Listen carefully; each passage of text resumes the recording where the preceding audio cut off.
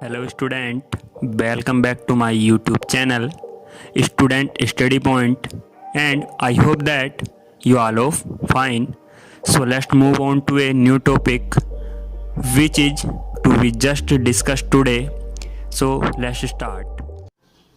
Hello student, देखिए बात कर रहे थे 12th क्लास से first chapter electric charge and field.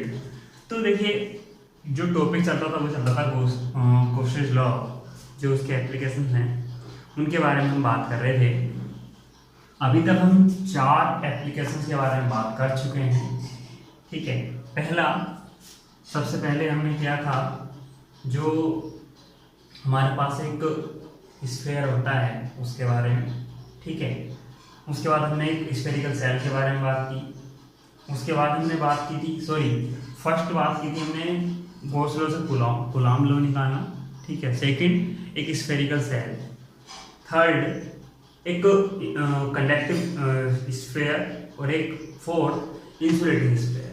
ठीक है, तो इन 4 के बारे में बात करने के बाद हमने जो कि स्फीयर टाइप के थे यानी जो गोलीय रूप में हैं उन सब के बारे में हम बात कर चुके हैं। और सभी के लिए अधिकांश से जो निकल के आई थी इलेक्ट्रोमैग्नेटिक वो निकल के आई थी 4πε0 × Q/r²। बस एक चीज में अलग थी, जब इंसुलेटिंग स्फीयर के अंदर पॉइंट था तो उसमें थी =1/4πε0 Q × r/R3।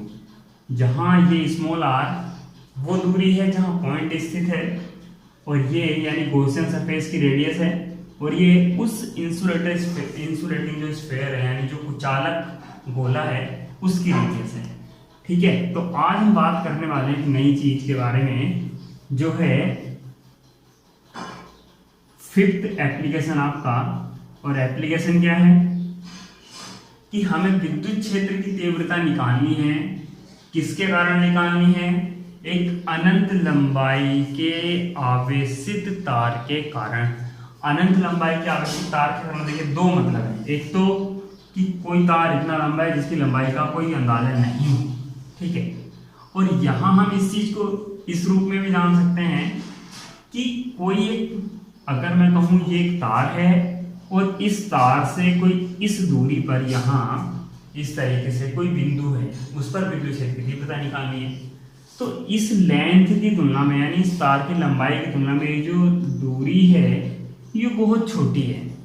तो हम ऐसे टाइम पे भी हम क्या कह सकते हैं कि अनंत लंबाई के कारण तार। तो अब आप ये चीज समझ सकते हैं। तो ये देखिए ये एक वायर है, ठीक है, और ये कुछ दूरी तक मैं इस तरह से डॉटेड में दिखा देता हूँ। ठीक है, और यहाँ आप देखिए इससे कुछ दूरी पर यानी यहाँ एक क्या है बिंदु होगा। ठीक है, या आप समझ के चलिए कि कोई एक सरफेस है, या मान लीजिए मैं यहाँ एक बिंदु मान के चलता हूँ। देखिए चलिए P, तो ये P बिंदु है और इस P बिंदु पर क्या करनी है? विद्युत क्षेत्र की तीव्रता ज्ञात करनी है। इस तार जो लंबाई मान के चल रहे हैं वो क्या मान के चल रहे हैं? L।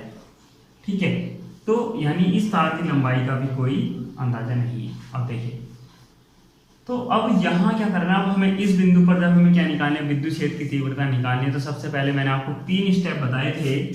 क्या क्या? एक तो गॉसियन पृष्ठ मानना था। ठीक है, ठीक। सेकंड था हम क्या करते थे? डेफिनेशन से क्या निकालते थे? फ्लक्स निकालते थे, इलेक्ट्रिक फ्लक्स। और थर्ड था, और इसमें एक डेफिनेशन से निकालते थे और एक गॉस लॉ से निकालते दोनों से फ्लक्स ही थे। और थर्ड वाले में क्या था? इन दोनों को क्या रखते थे? हम इक्वल रखते थे, यानी इन दोनों को क्या रख लेते थे? इक्वल, और आपका आंसर निकल जाता था। ठीक है, तो ये तीनों स्टेप फॉलो करने। तो सबसे पहले क्या है? हमें गॉसियन पृष्ठ को मानना है। तो गॉसियन पृष्ठ कैसे मानेंगे? तो देखिए अगर मैं यहाँ बात करूँ तो गॉसियन पृष्ठ में एक सर्किलाकार तो हो नहीं सकता, यानी ये, अब देखिए यहाँ से r दूरी पर आप मान के चलेंगे तो ये, या एक जो इस वायर के कारण गॉसियन पृष्ठ आप मान के चलें तो देखिए ये वायर है। अब गॉसियन पृष्ठ या दूरी यहाँ भी r हो सकती है, बिंदु यहाँ भी हो सकता है, यहाँ भी हो सकता है। तो ये तो इस तरह कहानी की बिंदु एक यहाँ भी है, यहाँ भी है, यहाँ भी है, इस तरह से हो सकता है। आर दूरी पर यहाँ भी हो इस तरीके से, यही इस तरीके से। तो ये एक कैसी कहानी है कि अगर आप अब यहाँ बनाते हैं तो कैसा बनाएंगे, इस तरह का एक गॉसियन सरफेस आपको प्राप्त होगा, ठीक है। लेकिन अब एक चीज और है, क्या ये इस तरह का ही होगा? देखिए, ये जब हमारे पास तार कैसा होता है, बेलन के आकार का होता है, तो उसी तरीके का तार का अगर आप आकार देखें तो कैसा होता है, जैसे इस पेन का आकार है, ये कैसा है, ये भी बेलनाकार है। तो उसी तरह की आकृति हमें क्या होगी, यहाँ प्राप्त होगी इस तरीके से। और हम ये मान के चल रहे हैं कि जो गॉसियन पृष्ठ की लंबाई है हमारे गॉसियन पृष्ठ की लंबाई है इसकी, ये जो लंबाई है ये कितनी है, L है। कितनी है, L।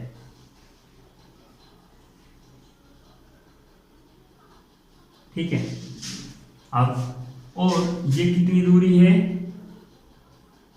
R दूरी है, ठीक है। कितनी, R दूरी। अब आप ये समझ के चलिए, देखिए बेलन है तो बेलन में कितने पृष्ठ हो सकते हैं, कितने पृष्ठ के अकॉर्डिंग जो पृष्ठ, देखिए अब ये क्या है, तार है, तो विद्युत क्षेत्र की जो डायरेक्शन होगी, ये अगर मान लो पॉजिटिव चार्ज है इस तरीके से, तो बाहर की ओर होगी। अगर निगेटिव चार्ज होता तो अंदर की ओर होती इस तरीके से। तो अगर मैं कहूँ तो विद्युत क्षेत्र की जो दिशाएं होंगी वो क्या होंगी, ये होंगी इस तरीके से, ठीक है। तो इलेक्ट्रिक फील्ड इंटेंसिटी की डायरेक्शन तो ये है, ठीक है। चाहे आप यहाँ ले लीजिए, ये चाहे आप यहाँ ले लीजिए। अब अगर मैं बात करूँ कि एक सरफेस, देखिए ये एक बेलनाकार पाइप है, तो एक सरफेस तो ये होता है वक्राकार, एक होता है इधर का इस तरीके का, और एक ऐसी होता है, दो बेस इस तरह के। तो बेस तो एक ये है, तो यहाँ से गुजरने वाला क्या होगा, फाई ई, और यहाँ से गुजरने वाला भी क्या होगा, फाई ई। और यहाँ अगर एक छोटा सा आप सरफेस ले लेते हैं ये इस तरीके से, तो इनकी डायरेक्शन क्या होगी, इस तरीके से होगी। यहाँ डायरेक्शन किसकी सो है, डी ए, यहाँ भी डी ए की, यानी A1 A2 और ये A3। और यहाँ से गुजरने वाला फ्लक्स होगा फाई 3, आप कह सकते हैं इसको, आप कह सकते हैं फाई 2, और यहाँ कह सकते हैं फाई 1, ठीक है। अब आपको क्या करना है, क्योंकि देखिए तीन सरफेस हैं, तो तीन सरफेस के अकॉर्डिंग आपको क्या निकालनी है, विद्युत क्षेत्र की तीव्रता निकालनी होगी। तो पहले आप ये देखिए ये गॉसियन पृष्ठ है या नहीं। यहाँ इलेक्ट्रिक फील्ड इंटेंसिटी की डायरेक्शन ये है, क्षेत्र की डायरेक्शन ये है, दोनों के बीच में कितने डिग्री का कोण है, 90 डिग्री, यानी कैसा है, स्पर्शीय।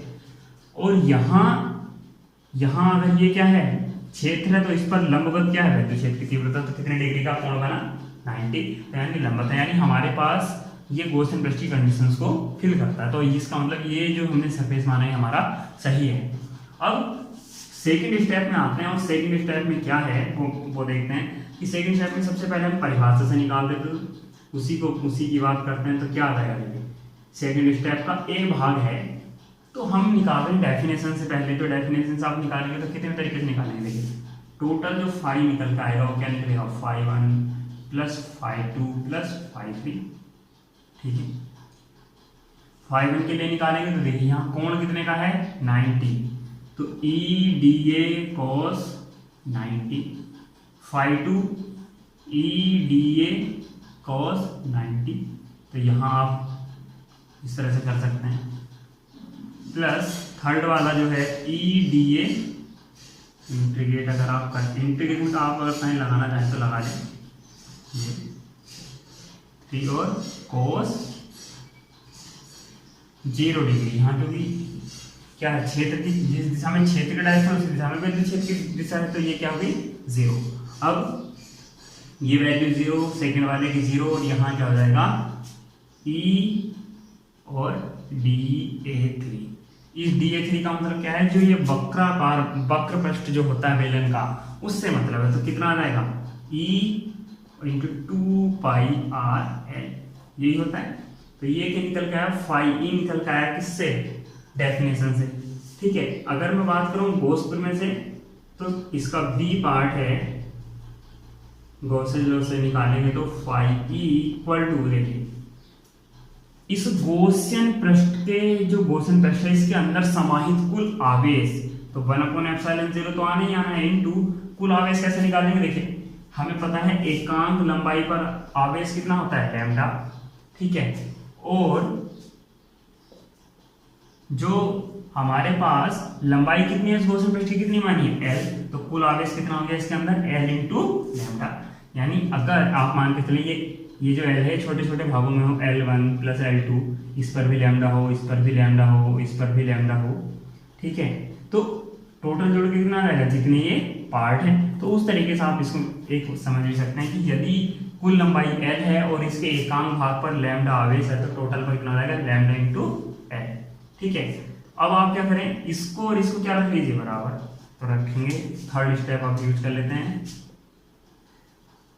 तो ये आ जाएगा E into 2πRL equal to 1/ε0 into lambda into L, या लैम्डा लिख लिया डायरेक्ट, L से L कैंसिल, तो E इक्वल हो जाएगा 1/2πε0, ठीक है, लैम्डा अपॉन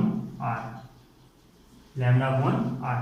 अब देखिए यहाँ वैसे भी नॉर्मल हम यूज करते हैं तो 4π यूज करते हैं, तो 2 से गुणा और 2 से कर लीजिए भाग, तो कितना आ जाएगा 1/4πε0, ठीक है, 2 लैम्डा अपॉन R, ये आपका क्या है सूत्र है। अब इसके जरिए आप अगर देखें तो क्या निकल के आया, E बराबर E किसके प्रोपोर्शनल आया निकल के 1/R है, और 1/R का मतलब अगर आप इसको ग्राफिकली समझ के चलें तो अगर इलेक्ट्रिकल इंटेंसिटी हो इधर और दूरी हो इधर तो ये इस तरीके से आपको शो होगा, ठीक है, तो ये इसका जो ग्राफ हम लोग पाए।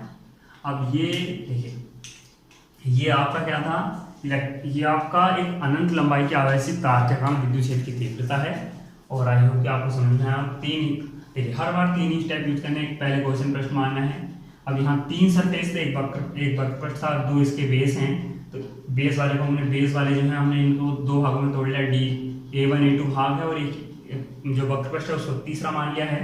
तो इन दोनों के लिए एंगल कितना बनना था 90, तो ये तो हो गया 0, इस वाले से बचेगा जहाँ 0 डिग्री बनेगा, इन दोनों के साथ एंगल 90 था, तो ये हो गए दोनों 0, यहाँ एंगल 0 है तो यहाँ ये आ जाएगा निकल के, तो वक्रपृष्ठ टोटल कितना है 2πRL। फिर किससे निकालेंगे, गोसपुर में से, तो गोसपुर में से कितना होता है, देखिए लंबाई टोटल L और एकांक भाग पर आवेश कितना है लैम्डा, ठीक है, तो यहाँ से जब आप इस दोनों को बराबर रखेंगे तो E का मान आप निकाल लेंगे। बस यहाँ आपको देखना है कि यहाँ हम नॉर्मली यूज करते हैं 4π, इसलिए 2 से ऊपर नीचे गुणा कर लेते हैं, ठीक है। तो थैंक यू फॉर वॉचिंग, और लाइक और सब्सक्राइब के साथ शेयर करना ना भूलें।